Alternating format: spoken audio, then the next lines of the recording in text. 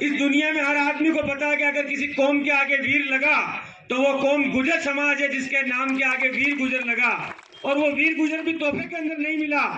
आज भी अफगानिस्तान के राष्ट्रगान में आपके समाज का नाम आता है।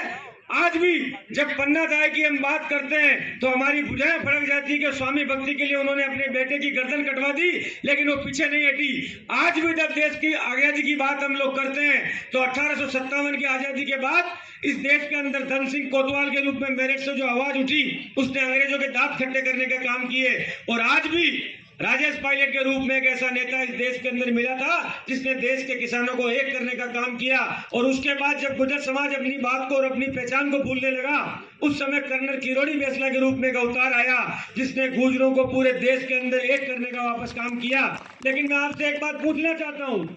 कि इतिहास के अंदर जिस जाति का सबसे ज्यादा सम्मान था, इतिहास के अंदर जिस जाति ने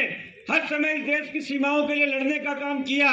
इतिहास के अंदर जिस जाति ने अपनी गर्दन कटाने का काम किया, और ये इतिहास नहीं है, ये वर्तमान है कि हमारे समाज के 73 बच्चों ने, हमारे समाज के नौजवानों ने अपनी माओं की गोद उजाड़ दी, अपनी पत्नियां विधवा कर दी, अपनी बहनों की कलाई सूनी कर दी। और इस देश के अंदर आरक्षण के लिए अपने हिंदुस्तान के इतिहास में अगर किसी जाति ने सबसे ज्यादा बलिदान किया तो गुजर समाज ने बलिदान किया। लेकिन इतिहास के अंदर हमसे एक गलती हो गई,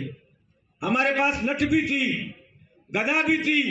तलवार भी थी, लड़ने के लिए शेर का कलेजा भी था और कटवाने के लिए गर्दन भी थी, लेकिन उस इतिहास को लिखने के लिए हमारे पास कलम नहीं थी।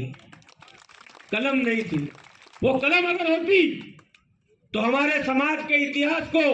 जो आज शाही से मोहताज हो रहा है लिखने के लिए, जिसे हमें खून से लिखना पड़ा, वो इतिहास सुनहरे अक्षरों के अंदर लिखा जाता। और वो कलम देने का काम अगर कोई कर सकता है